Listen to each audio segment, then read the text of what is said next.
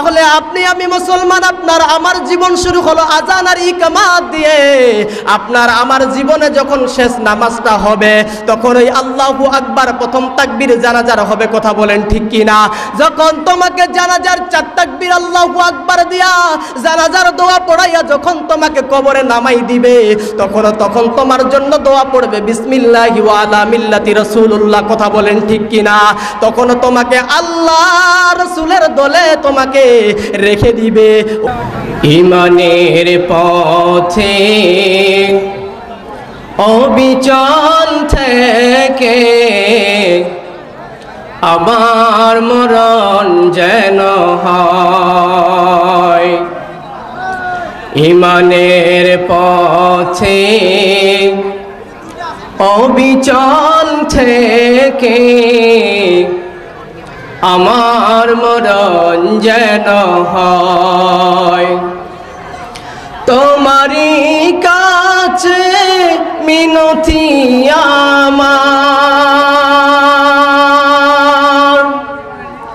তোমারই কাছে মিনতি আমার, ওগো মহিয়ান। ঈমানের পথে অবিচল থেকে আমার মরণ যেন হয়। ঈমানের পথে অবিচল থেকে আমার মরণ যেন হয়। তোমারই কাছে মিনতি আমার, ওগো মহিয়ান। তোমারই কাছে মিনতি আমার, ওগো মহিয়ান। ঈমানের পথে অবিচল থেকে আমার মরণ যেন হয়। আলহামদুলিল্লাহি রাব্বিল আলামিন। চকেরহাট ইসলামী যুব সংগঠনের উদ্যোগে দ্বিতীয় বার্ষিক তাফসিরুল কোরআন মাহফিলের সম্মানিত সভাপতি, আজকের মাহফিলের সহসভাপতি, প্রধান অতিথি সহ বিভিন্ন আমন্ত্রিত অতিথি, বিশেষ অতিথি, আমার সামনে বসা মুরব্বিয়ানে আজম, বিভিন্ন দূর দূরান্ত থেকে ছুটে আসা কোরআন প্রেমিক মুসলমান ভাইরা, সবার প্রতি সালাম। আসসালামু আলাইকুম ওয়া রাহমাতুল্লাহি ওয়া বারাকাতুহু। সর্বপ্রথম শুকরিয়া আদায় করি সেই মহান মুনিবের দরবারে যে মহান রব্বুল আলামিন আপনাকে আমাকে ভালোবেসে মায়া করে মহব্বত করে 10 মায়ের 10 সন্তানকে আপন করে আজকের এই জান্নাতের বাগান চকেরহাট যুব সংগঠনের মাহফিলে আল্লাহ তাআলা বসার তৌফিক দান করেছেন। এই জন্য সেই আল্লাহ সুবহানাহু ওয়া তাআলার দরবারে সবাই কালিমাতুশ শুকর আদায় করছি, সকলেই পড়ছি আলহামদুলিল্লাহ। আওয়াজ কি একটু জোরে দেওয়া যাবে ভাই? আমাদের জবান দিয়েছেন কে? আমাদের জবান কেড়ে নিতে পারে কে? যে আল্লাহ জবান দিয়েছে, এই মুখ দিয়ে এই আল্লাহর নাম নিতে কারো কলিজায় ভয় আছে? ভয় আছে? যদি ভয় না থাকে তাহলে সবাই মন থেকে কালিমাতুশ শুকর আদায় করি, সকলেই পড়ি আলহামদুলিল্লাহ। আমরা নবীর উপর দরুদ ও সালাম পাঠ করি, সকলেই পড়ি আল্লাহুম্মা সাল্লি আলাই আল্লাহুম্মা বারিক আলাই। কারণ আমরা মুসলমান, পৃথিবীর শুরু থেকে মুসলমানরা ইমানের পরীক্ষা দিয়ে আসতেছে, কথা বলেন ঠিক কিনা? এখনো আমাদের উপর ইমানি পরীক্ষা চলতেছে, কথা বলেন ঠিক কিনা? কথা বলেন ঠিক কিনা? এই ইমানি যুদ্ধে যদি আপনি আমি আপনার আমার আওয়াজ স্লোগান কমে যায়, যদি এই সময় আপনার আমার জবান স্তব্ধ হয়ে যায়, বন্ধ হয়ে যায়, তাহলে কাফের বেঈমান মুশরিক বেঈমানটা আবার আমাদের মাথার উপরে চড়ে বসবে, কথা বলেন ঠিক কিনা? আরো জোরে কথা বলতে হবে, ঠিক কিনা? আমাদেরকে আমাদের গর্জন দিয়ে বুঝিয়ে দিতে হবে, আমাদের আল্লাহু আকবারের স্লোগান দিয়ে বুঝিয়ে দিতে হবে।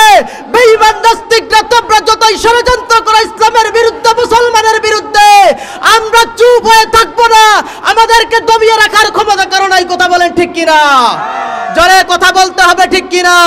আমাদের মুসলমানের ঈমান কেড়ে নেবার জন্য 2024-এর আগে ওলামায়ে কেরামের টুটিগুলো চেপে ধরে রেখেছিল নাস্তিক মুরতাদরা। কথা বলেন ঠিক কিনা? জোরে কথা বলেন ঠিক কিনা? সেই কঠিন সময় আমরা বের হয়ে নতুন স্বাধীনতায় পা দিয়েছি। কথা বলেন ঠিক কিনা?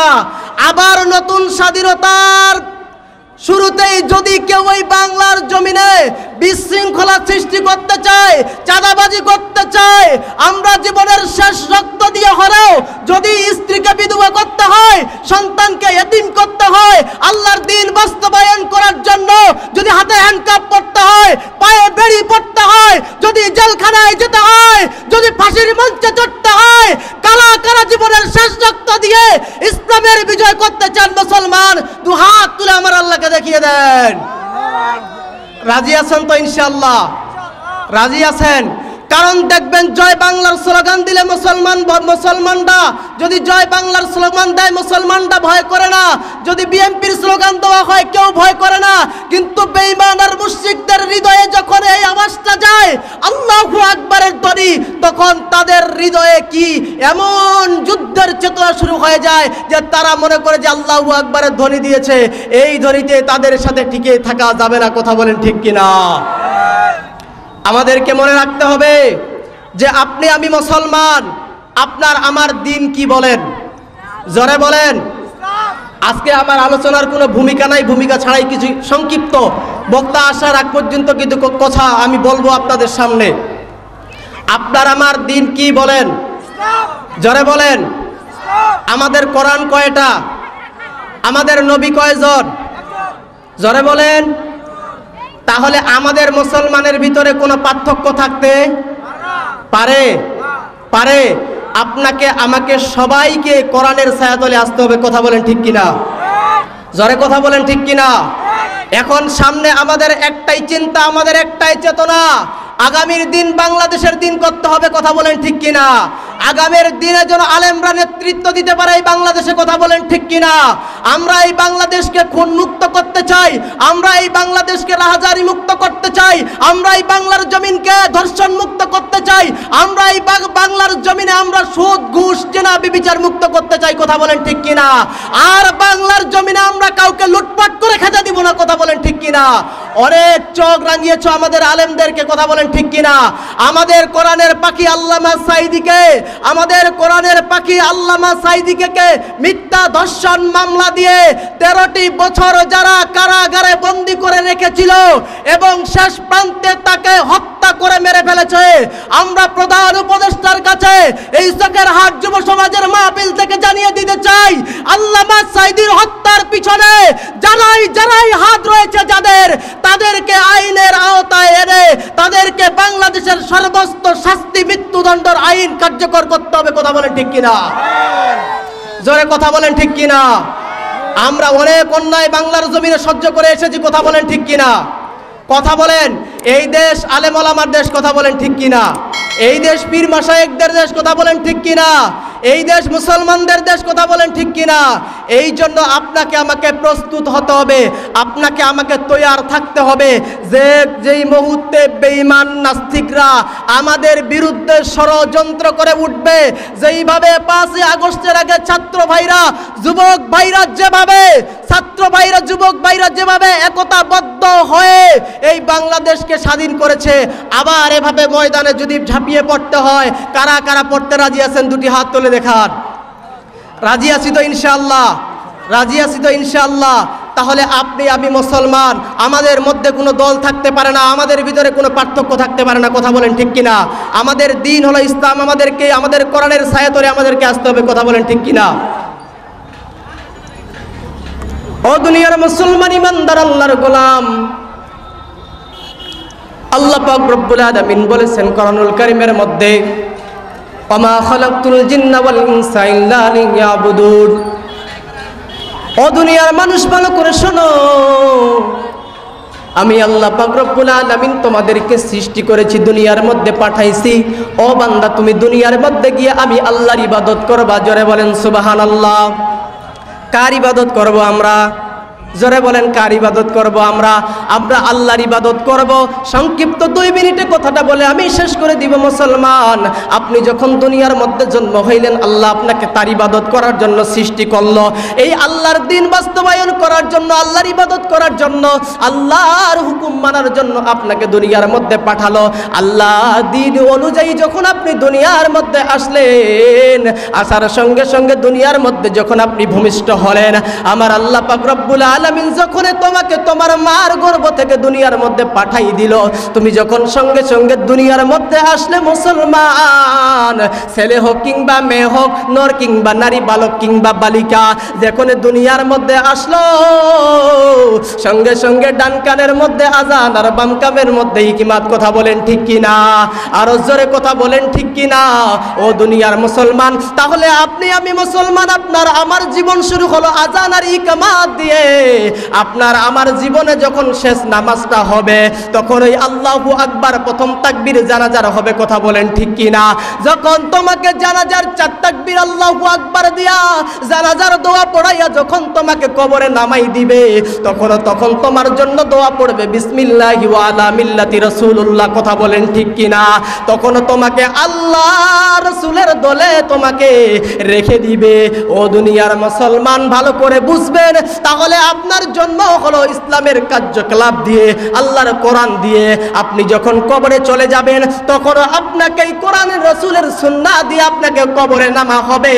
তাহলে আপনার আমার যে বাকি সময়টা, বাকি জিন্দেগিটা, এখন আপনি রামবামের পিছনে সময় দিবেন, আল্লাহর কোরআনের পিছনে সময় দিয়ে জীবনটা কাটাবেন। জোরে বলেন।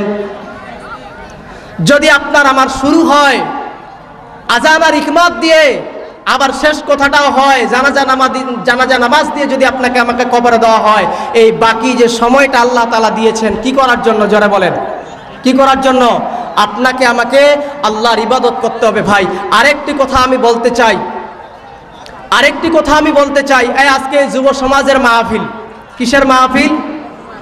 আজকে কোনো আলোচনা করতেছি না, খালি মনে করেন যে ওই যে আগে তেল বিক্রি করতো, জানেন তেল কৌটা দিয়ে, আগে দাড়ি পাল্লা ছিল না, বা ওই যে মিটারে যে এখন নাপতেছে এটা ছিল না, আগে ওই আপনার কৌটা দিয়ে তেল মেপে মেপে দিত। যখন বাজারে যাওয়া যাইতো, তখন দেখা যাইতো তেল নেওয়ার পরে একটু তেল ফ্রি দিত কিনা? তেল একটু ফ্রি দিত। ঠিক তেমনিভাবে আজকের আমি বক্তা না, এই ফ্রি আকারে কিছু কথা বলছি আমি। এই যুব সমাজ একটি মাহফিলের আয়োজন করছে। এই যে মাহফিলটা করছে, কয়েকদিন আগে আপনারা জানেন ভালো করে, এই যে দিনাজপুর সরকারি কলেজে ওই মাঠে কয়েকদিন আগে আবু তোহা আতনান, আমাদের ইসলামের একজন স্কলার, তিনি কথা বলে গেলেন। আবার কয়েকদিন পরেই ওই জায়গার মধ্যে কনসার্ট হলো। এমন কনসার্ট আর মারামারি, চেয়ার ভেঙে কাক কোথায় মারছে, কাক কোথায় খেদাইছে, আল্লাহ বাকি ভালো জানে। তো এই যে পরিস্থিতি, এই যুব সমাজরা যদি গান বাজনা না করে, যদি কোরআনের মাহফিল করে, তাহলে আমরা কি বাধা দিব? জোরে বলেন। বাধা দিব আমরা? কেন বাধা দিব না? তারা তো নাচ গান করতেছে। যখন কোরআনের মাহফিল করে, তখন আমাদের চুলকানি শুরু হয়ে যায় যে যুব সমাজের উদ্যোগে মাহফিল, এলাকাবাসীর উদ্যোগে মাহফিল, এগুলো আপনারা কি শুরু করছেন? আপনাদেরকে পায়ে হাত রেখে বলবো ভাই, কোরআন হলো হুদাল্লিন নাস, কোরআন সবার জন্য। কথা বলেন ঠিক কিনা? কোরআনের কথা বলার আয়োজন করতে গিয়ে কোনো মসজিদ, মাদ্রাসা, কোনো কিছুর উদ্যোগ প্রয়োজন লাগে না। যে কোনোভাবেই কোরআনের কথা বলার জন্য আয়োজন করা যেতে পারে, ঠিক কিনা? কোরআন হুদাল্লিন নাস, কোরআন বৌদ্ধর জন্য, খ্রিস্টানের জন্য, হিন্দুর জন্য, সবার জন্য এই কোরআন। আমাদেরকে মনে রাখতে হবে। অতএব আমরা যেখানে কোরআনের মাহফিল হবে, একটা দোকানের পাশে যদি দোকান হয়, আমরা কেউ বলি না যে দোকানটা চলবে কিনা। ঠিক বাজারে যেমন একটার পাশে একটা দোকান হচ্ছে, একটার পাশে আরেকটা দোকান হচ্ছে, একটা দোকানও বন্ধ নাই, সব দোকানগুলো চলতে থাকতেছে। ঠিক তেমনি ভাবে একটা মাহফিলের পাশে আরেকটা মাহফিল হবে, প্রয়োজন হলে প্রতি রাতে মাহফিল হবে। আমরা যেখানেই শুনবো, যেখানেই যাব, সওয়াব কম না বেশি? জোরে বলেন। আল্লাহ পাক রব্বুল আলামিন আমাদেরকে মাহফিলগুলোর পক্ষে থাকার তৌফিক দান করুক। জোরে বলেন আমিন। ওয়া আখিরু দাওয়ানা আলহামদুলিল্লাহি রাব্বিল আলামিন। আসসালামু আলাইকুম ওয়া রাহমাতুল্লাহি ওয়া বারাকাতুহু। ধন্যবাদ।